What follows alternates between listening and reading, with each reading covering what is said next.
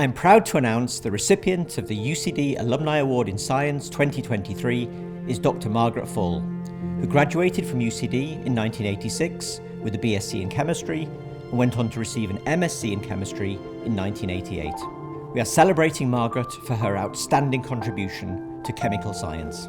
Margaret is Vice President of Manufacturing and Clinical Supply at Amgen Incorporate in Thousand Oaks, California.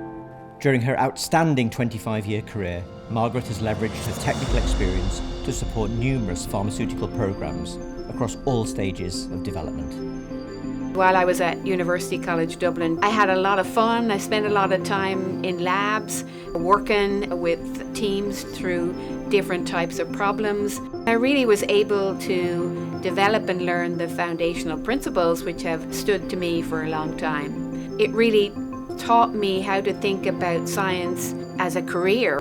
I'm truly honoured to receive the 2023 UCD Alumni Award in Science and to be back here this week at University College Dublin, to be back with friends, to be part of this reception and part of the recognition is just a great honour and a great privilege for me.